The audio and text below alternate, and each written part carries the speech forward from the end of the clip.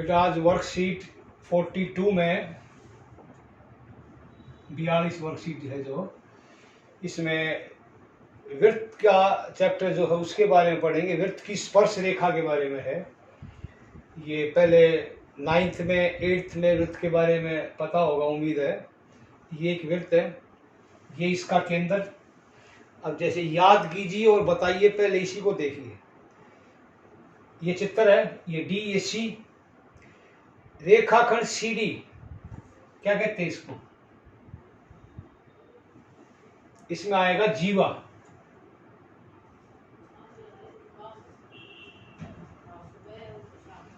वृत्त की त्रिज्या केंद्र और चाप वृत्त के कौन से भाग में होते हैं? वृत्त की त्रिज्या कहाँ होगी? त्रिज्या तो ये त्रिज्या बनेगी इसकी, मान लो अंदर है। चाप कहाँ है? वो भी अंदर है। और केंद्र वो भी वृत्त के अंदर है। तो अगले में आएगा अंत भाग में। ठीक है। वृत्त का व्यास सबसे बड़ी लंबाई होती है। अब यहां देखो, जीवा की सबसे बड़ी जीवा होती है। यहां केंद्र था ये सारी वृत्त की जीवाएं हैं। उम्मीद है जीवाएं क्या होती है वो पता होगा। वृत्त पर स्थित दो बिंदु हैं, इनको मिलाने वाले रेखाखंड को हम वृत्त की जीवा कहते हैं। ये बढ़ती जाएगी, जो केंद्र से गुजरी वो सबसे लंबी है, आगे फिर छोटी होती जाएगी। तो जो क्या है ये एक्चुअल में व्यास। तो व्यास जो है वो जीवा भी है, क्योंकि दो बिंदुओं को मिला रही है। तो एक व्यास वृत्त में सबसे लंबी जीवा उसका व्यास होगी। ये 3rd में खालिस्तान में यही भरना था। वृत्त का व्यास वृत्त की सबसे लंबी जीवा होगी। ठीक है। अब जो फर्स्ट फिगर है इसके पॉइंट्स एक बार फिर दोबारा सर को बता दूं, मेरे ख्याल से जरूरत पड़ेगी शायद। ये हमारा वृत्त है, ये इसका केंद्र, ये इससे कोई रेखा गुजरी तो ये क्या है? व्यास। एक जिस तरह इसमें वर्कशीट में ये दिखा रखा मोटे बिंदु, या एग्जाम्पल में भी देखा, तो वो सिर्फ आपको दर्शाने के लिए, ये नहीं जो कंस्ट्रक्शन करो या उसमें करो वहां भी मोटे मोटे पॉइंट बनाओ। तो इसमें रेखाखंड वृत्त के केंद्र से होते हुए दो बिंदुओं को छूता है। तो व्यास की डेफिनेशन क्या होगी? वह जीवा जो केंद्र से गुजरती हो, ये भी कह सकते हो। फिर आकृति 2 देखो, इसको भूल जाओ एक बार। ये इसका केंद्र। दूसरी आकृति में यहां एक लाइन दिखा दी, रेखाखंड कह लो या लाइन कह लो। ये क्या है? इस वृत्त से दूर है। फिर तीसरी उसमें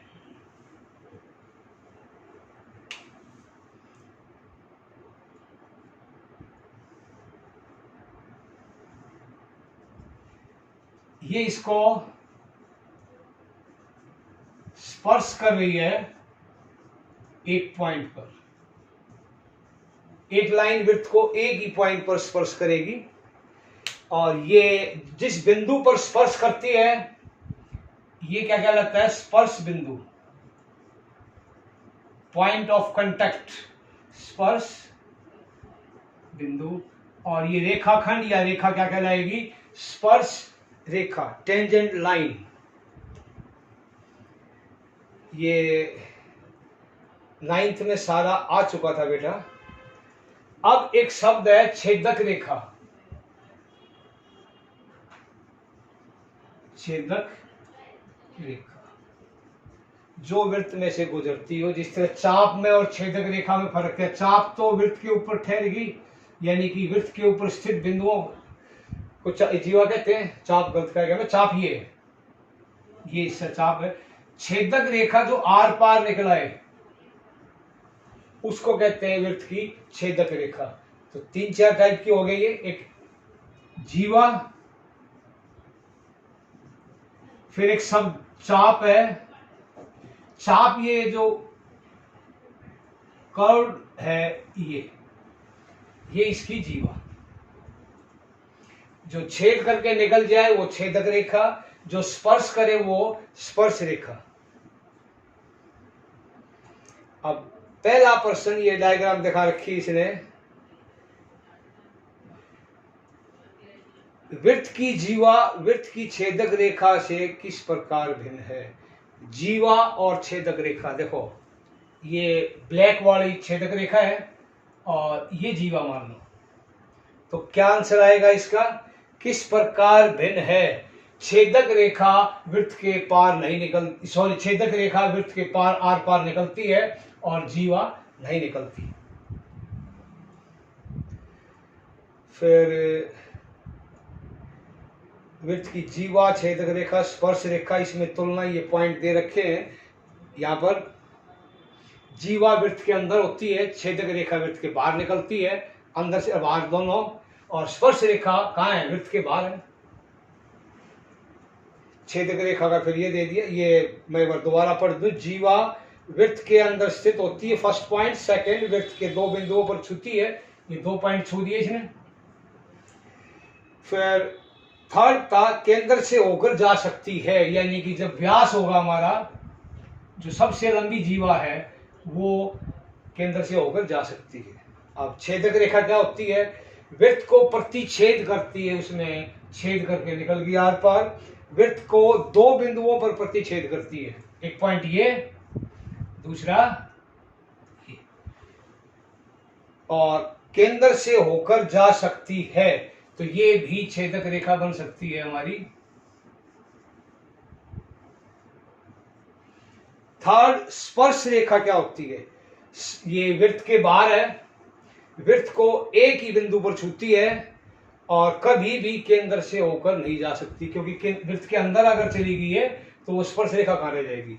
जैसे ये चूड़ी है, ये एक वृत्त ही है हमारा, जो स्पर्श कर रही है वो स्पर्श रेखा, ये आर पार निकल गई, ये छेदक रेखा। और जिस तरह ये हिस्सा यहां से टच किया इसने, ये जो पेन की कैप का ये ढक्कन सा है, ये 2 जगह टच कर रहा है, ये इसकी जीवा है। उम्मीद है इसका डिफरेंस समझ में आ गया होगा। अब इनके उत्तर देने हैं। वृत्त और वृत्त की स्पर्श रेखा के उभयनिष्ठ बिंदु को क्या कहते हैं, अभी पीछे बताया था, ये रहा स्पर्श बिंदु। सेकंड, आप एक वृत्त की कितनी स्पर्श रेखाएं बना सकते हैं।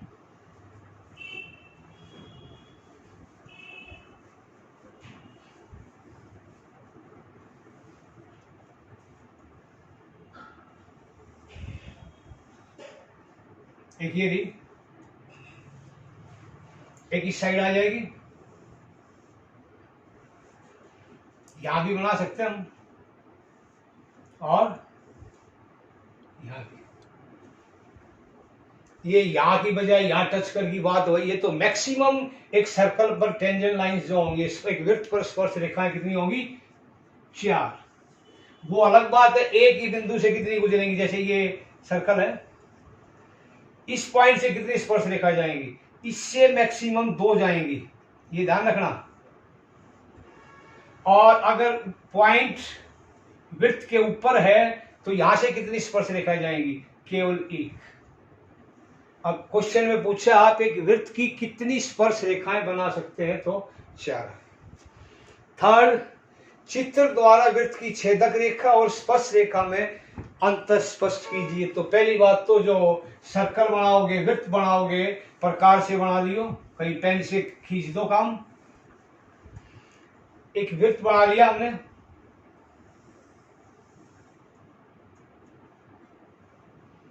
ये उसका केंद्र।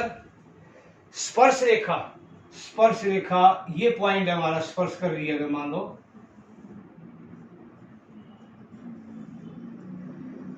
ए बी, ये स्पर्श बिंदु है हमारा पी, तो लिख देना ए पी बी।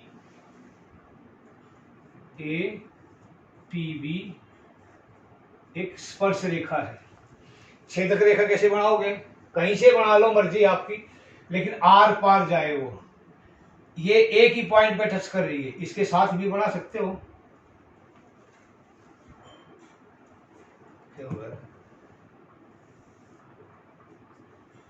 इसका नाम जिस तरह मान लो ये ए बी आ चुका, एल एम लिख लो। तो एल एम क्या है? हमारी छेदक रेखा। ये अच्छी तरह समझ लियो बेटा, नहीं तो आगे जो एक्सरसाइज करेंगे उसमें दिक्कत आएगी। लास्ट क्वेश्चन, सत्य तथा असत्य बताना, यानी कि ट्रू फॉल्स। ए पार्ट, वृत्त की छेदक रेखा और स्पर्श रेखा समांतर हो सकती है। यस, इस पॉइंट के पैरेलल हो सकती है, सत्य है। नहीं भी हो सकती है, अगर ये कहता है तो वो उस टाइम पे फॉल्स होता। हो सकती है, they may be parallel. Second part, वृत्त की स्पर्श रेखा वृत्त को दो बिंदुओं पर स्पर्श करती है। जी नहीं, वो एक ही बिंदु पर स्पर्श करेगी, तो सेकंड पार्ट फॉल्स। आज की वर्कशीट में इतना ही है। इसके साथ अब एग्जाम्पल वगैरह बेटा करके देख लीजिए।